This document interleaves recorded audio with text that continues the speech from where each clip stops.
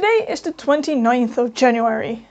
Yesterday I registered myself for a LARP I haven't been to before, which is on the 4th of March, which gives me 5 weeks to make an entire LARP costume. I do have some ideas of what I want to make, so I'm looking through my pattern magazines for a jacket pattern. The LARP I will be going to is a high fantasy LARP, which allows you to bring your own character with your own background from any other world. So it's kind of a Worlds Collide LARP. Personally, I'm going to be joining a custom background world that other people already made. It is a Witcher, Dune, Mortal Engines inspired background world. Basically, moving cities and pretty gritty. The character I want to play is probably going to be an archer and should be able to fend for herself. My plan is to use some things I already have and add to that a jacket and a sleeveless flowy vest with a hood. I think if I adapt this, it should look pretty okay. At least I should have enough range of motion. Now that we've got a pattern, we can start tracing the pattern pieces. Usually I'm quite good with these pattern traceables, but this one is complete chaos. Nonetheless, it was still doable, and in 2 days we ended up with a complete set of pattern pieces. I kind of rediscovered that I owned this fabric, which I had bought for something else entirely. But I think it really fits this character. It's not exactly fabric. I mean, I also found it in the curtain section. It's also definitely not leather. I think it almost looks like elephant skin. And it has a nice backing, which is rather soft. And as you can see, it's also pretty thick. So I think it might be nice and warm. And with the color it has, I think it's perfect for the self-sufficient scavenger I have in mind.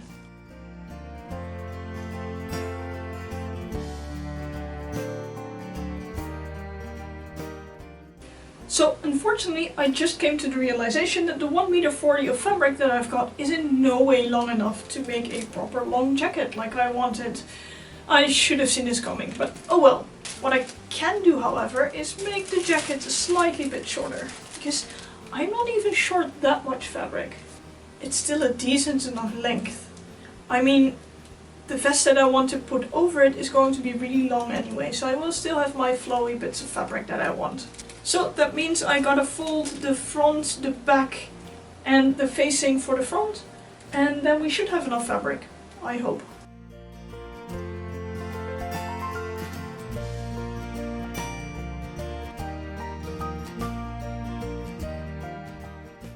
The facing is still too long to fit on the fabric, so we have to cut it in two to fit. This is not a problem, just add some seam allowance between the cut. The fabric was slightly difficult to cut and will be difficult to work with. Not because it is really sturdy, but more because of its thickness, making it generally unwieldy. Which self-sufficient person or LARPer doesn't have a lot of stuff on them? So of course this costume needs some pockets. I cut some squares from the biggest pieces of scrap I still had. These don't need to be equal in any way. The jacket might end up looking a bit DIY, but that actually fits the character. This might have been the least wastage of a piece of fabric I ever had. There really isn't much left now. The first thing I sewed was the interfacing, which we cut in half. Pretty simple, just line it up at the cut and sew it back together. To determine a rough estimate of where I want the pockets to end up, I can simply place the front panel in the way that it will approximately end up. Then I can say that I want the pocket to be somewhere between, I'd say, here. And considering we have varying sizes of pockets, just means that it has to be somewhere here. And let's see, I also want them somewhere in between here and here. So there we have a rough area of where we can place the pockets. Now, you might notice that I'm looking on the inside of the jacket at the moment. That is because I want to make double layered pockets. Basically, I want to have a pocket on the outside and on the inside. But to make sure that the inside pocket doesn't show on the outside, I'm sewing that one on first and I'm choosing a smaller size for the inside pocket. So that all of the sewing lines that are on the inside pocket are smaller than the outside pocket. So first we will be placing the smaller pocket roughly on the area I drew out when fitting. That's there. And for the other inside pocket, Also, I absolutely do not mind the different sizes on these pockets. Any pocket is a good pocket. And you might also see that I'm not folding over the edges, and I think I might not finish any edges at all, as I actually quite like the white peeking out from underneath the brown. It looks nice and rugged in a really suitable way. Now that we've got the pockets on the front and on the inside, it is time to start the actual construction of the thing. I've got about 3 hours today. Let's see how far we can get. For this construction, we start by sewing together the shoulder seams of the front and back, after which we sew the shoulder seams of the interfacing pieces. Then all the seams could be ironed, after which the interfacing and body could be lined up, pinned all around, and sewn together. Let me take you along on a bit of a thought process part. We've now made the interfacing, we folded it over, and to make sure that it actually stays down, we have to stitch it. We can do 3 things. I can stitch it close to the edge, and we have a big thing flopping around on the inside. I can also stitch it close to the edge and a bit further out, but then you will still have the raw edge on the inside. Or I could actually do a fancier thing and properly fold this in on the inside and then stitch it. Now that I'm saying this, I'm also realizing that if I fold this over on the inside, this will become even more sturdy with the interfacing, and I think that will fit the look of the jacket, to have a really sturdy front. There's one thing I really have to be careful of though, and because I already sewed on the pocket, I of course can't have this stitch line end up further than this, because then I would sew the pocket closed, and that's not what we want. So I guess I'll have to measure this distance where we will fold over the interfacing.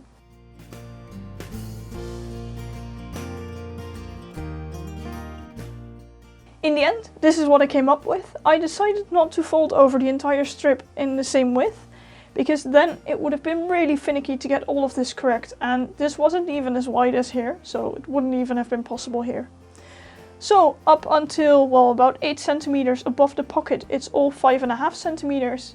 I folded it over to 3.5 here, and then I just stretched it so it folded over, and I just pinned this as it was. Now, I am going to be lazy and not fold over this back piece. No one is ever going to see it except all of you guys. And this fabric really doesn't like to be folded over. I mean, I stabbed myself multiple times already. So you know what? Let's just keep it at this. So on to stitching all of this, and I think then I'll be calling it a day because my back is starting to kill me.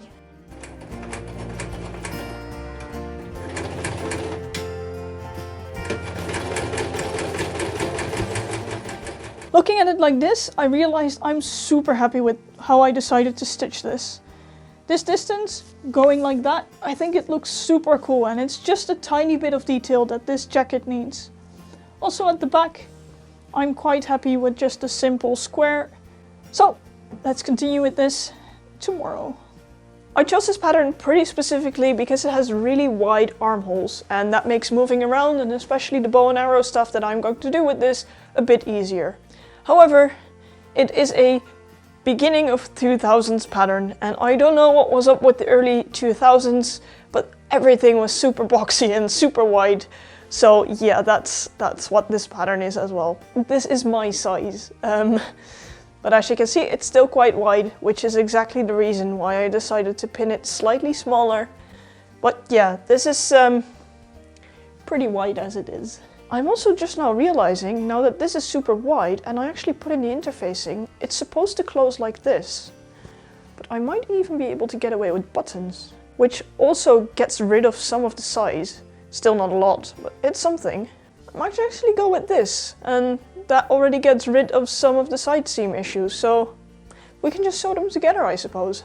So in the end, this is what I came up with. I also moved the front panel in comparison to the back panel, and I just fit it, and this also removes most of the weird excess space on the back. So it will become quite a bit smaller. I will have to finick around when I put in the sleeves, because I did move quite a lot around here. But other than that, I think it fits nicely like this, especially when I fold these over one another. It looks weird when I put it on the table, but trust me, when I wear it, it looks okay. So yeah, this is absolutely not neat sewing. But screw that, as long as it looks good. So let's get these sewn up and then we can get started on the sleeves. Then for the sleeves, all we have to do is close them up and set the sleeves into the jacket body. Due to the thickness of the fabric, it is pretty finicky, but I didn't have to redo anything, so that was a win. I want to keep the bottom edges simple, so I just folded them over by 2 centimeters. On the fronts, with the interfacing, the stack of fabric was too thick to fit under my machine on one side. Weirdly enough, it did actually fit on the other. But this does mean I had to close the last side with some hand stitching, which was done pretty roughly on purpose, giving it a repaired look and sparing my hands from too much needle damage. I did pretty much the same for the sleeves. They were a bit long, so I cut off the excess, leaving 3.5 centimeters, which I folded over and stitched at 2.5 centimeters from the edge. And that's pretty much it for the jacket. The only thing we still have to do is closures, but I don't really think I've got anything around. So I think I'll have to go to the store next week. But before that, I can actually already start on the next thing. Something you might already notice is that I actually made the sleeve slightly short. I did that on purpose. I mean, I am going to play an archer, so I don't really want my sleeves to be in the way too much. So I just make sure that they're not over my hands. So yeah, I've got pockets on the inside. So that should be really handy. I guess on to the next part. For the next garment, I've got this drapey, semi-flowy, semi-stretchy green fabric. And my idea is to make a sleeveless vest that goes over this. It's basically just going to be a splash of color, and I think it will take the, well, archery kind of standard ranger thing back into the costume. I also want to give it a big hood, but how to attach that exactly we'll figure out later, because this will be a thing that I'm not going to use a pattern for. I'm just going to guesstimate all the sizes and distances, and I think the idea is to just have a rectangle piece of fabric with 2 slits in it for the armholes, and that's basically the garment.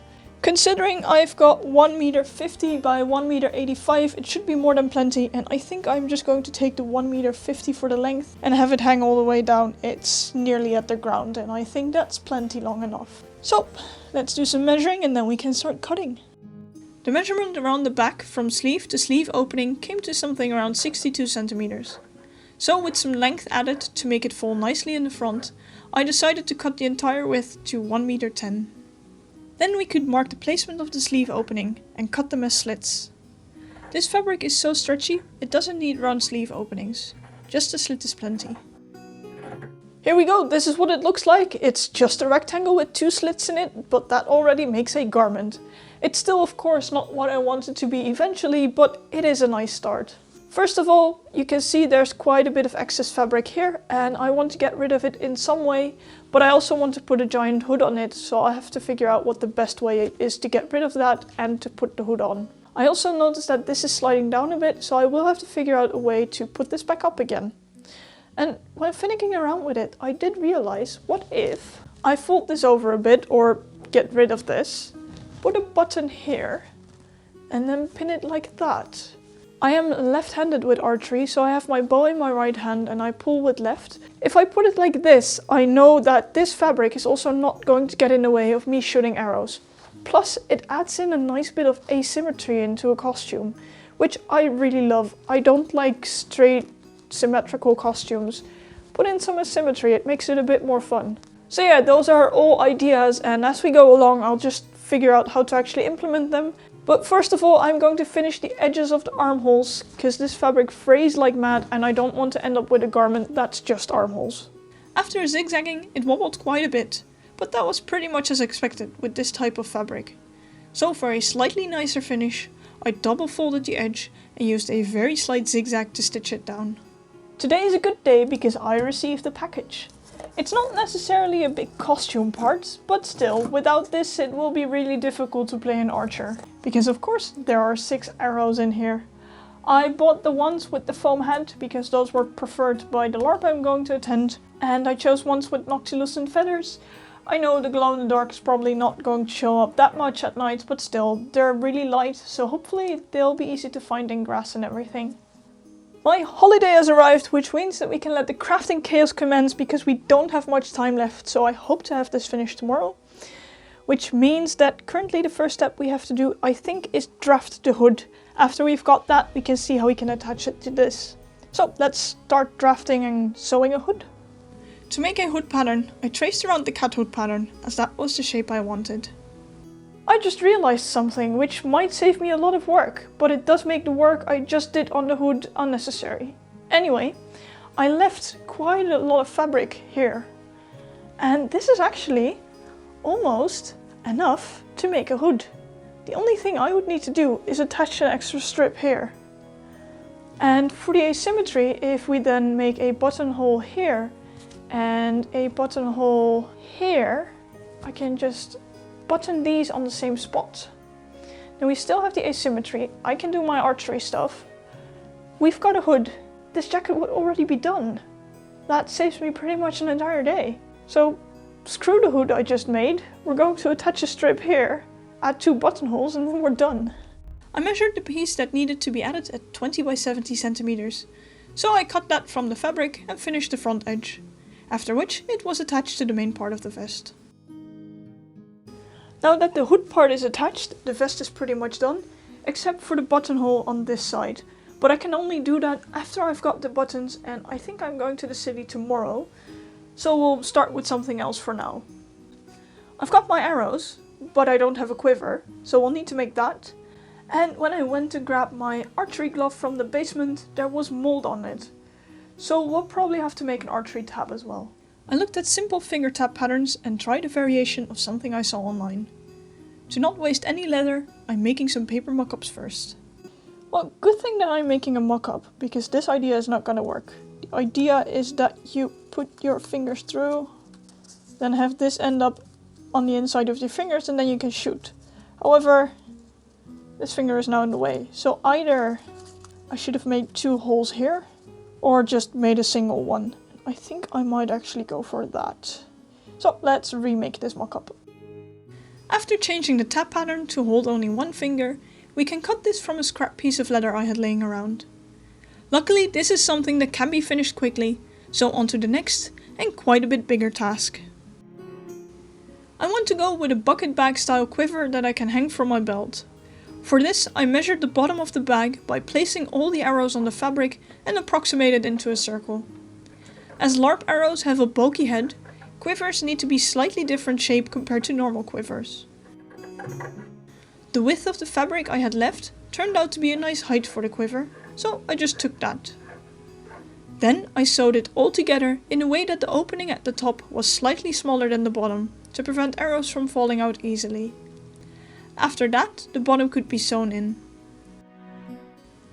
Measuring the bag and looking at the leather I had laying around, the top strip will be 42 by 4.5 centimeters. This will also give me plenty of space for some small decorations. I think I'm going to give myself the rest of the day to sketch out these decorations. If I can't figure out anything before tomorrow, the strip will stay plain. I did manage to come up with something, so I started by tracing the designs onto the leather strip. The designs I came up with tie into the backstory of this character. The wastes are a harsh place, with little vegetation, meaning that animals have difficulty to survive.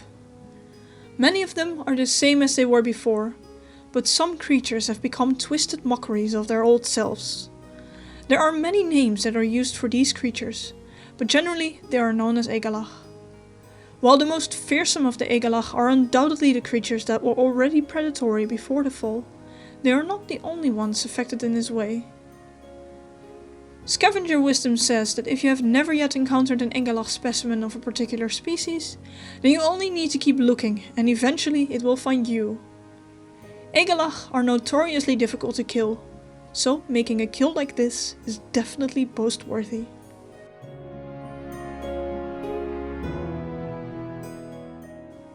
Leatherwork. It always creates such a mess, but they are the best kind of messes. For the strap that will attach it to the belt, I eyeballed the measurements and cut it out, after which I marked the placement for the sewing lines and punched all of the sewing holes. Then it was time to dye. I prefer to use a cloth for the bigger parts, and I really liked the look with the dye not staining everything in the tooling, so I left it at a single coat. And then it was 3:30, my camera battery and my back were dying, time to take a break and let all of this dry. After the dye has sufficiently dried and my back had a rest, it is time to burnish the edges. We do this by brushing a small amount of tokonole on the edges and rub it vigorously with a burnisher. The friction flattens the fibers, making the edges nice and smooth. Before we can sew the strip itself on, we need to close it and finish off the fabric edge of the bag. This was done by zigzagging the edge and folding it over once. First I said that today I was going to go to the city, but lesson learned, next time I should check my own stash first, because I found these 4 buttons, which would look really nice on the jacket. And the button that I'm going to attach the vest to, I can use these, which, well, I quite like. I think they fit the theme. So, I don't need to go to the city today, which means that today is sewing day, because I have to sew this in here. After that, I can attach the belt loop, which is going to go over both the bag and the outer leather band. Then the big sewing part could start. First we sew the top to the bag with just a simple running stitch. Then the lower edge was sewn on as well. After a break, it was time to sew the belt loop on. This goes over both the leather strip and the bag. And this one is sewn on with a saddle stitch, as that just looks pretty. But that does mean it took quite a while. Yesterday I finished the quiver off camera. It is now fully stitched and ready to go, which means that today I've got 4 things left to do. And considering it is also the last full day we get to work on this costume, it's going to be chaos. So the things we have left to do is make 7 buttonholes, 5 on the jacket, 2 on the vest. Attach 6 buttons. Aside from that, I actually have to put on the full costume for once, see if all the ideas actually work together. Decide how we want to accessorize it, what kind of pockets, bags and other stuff I still want to carry around. And I also need to go to the store to actually get some new eyeliner for the tattoos that I want to do. So, plenty of stuff to do. Aside from that, today is also a release day, so I still have to do some stuff on the upload. But you know what? Let's get started. First, I decided the placement of the buttons. Because they were rather big, I figured 4 of them would do the job nicely. Then I marked the placement of the buttons and sewed on the buttonholes. Because of the thickness of the fabric, my machine did a bit of protesting, but in the end it did manage. Then it was time to open up the buttonholes, mark the placement of the buttons themselves, and sew the buttons on. With fabric of this thickness, I like to wrap the thread around the button attachment so it sits a bit higher, giving less stress to the button thread when it is being worn. And there we go, the jacket is pretty much finished. I'm actually really happy that I did this overlap, because right now it is still big, but not ridiculously big. I did sadly make a tiny mistake. I messed up the side that I wanted to overlap to, because I actually wanted to have this side end on top. So for archery, that it wouldn't get caught behind this. But I mean, the buttons stick out on top of that anyway, so it doesn't really matter. But it would have been nice. Anyway, what remains is to make a button here and 2 buttonholes on the vest. So let's get the vest on. There we go, now you can also get an idea of what it will eventually look like. Having a button end up here would look nice, because then this one can also attach right here. Yeah, I think that would look good. So let's pin this. There we go, I've got the 3 different pins in, which means that we can actually start making this. Because this vest is stretchy, I'm making sure the buttonholes won't be too big when marking it. The angle itself doesn't matter too much. Then, lastly, we can sew the last button on the jacket to attach the vest to. And with that, we are practically done. Time to try on the costume in its entirety, with all its layers, to make sure everything fits well. And what better way to see if it will work than to shoot some arrows with it? It has been a while since I did archery, and LARP arrows are definitely different to shoot with, but I did manage to hit the garden door. Then all that is left is to decide which other accessories I will need. Definitely some bandages and pouches. And lastly, up the kill count on the quiver. And why not use the item it would have been carved with if this was real? Then was the morning of the LARP itself. We finished the costume on time, but now I still have to pack my bags. After that, we are on our way and ready to go, and actually put on the costume.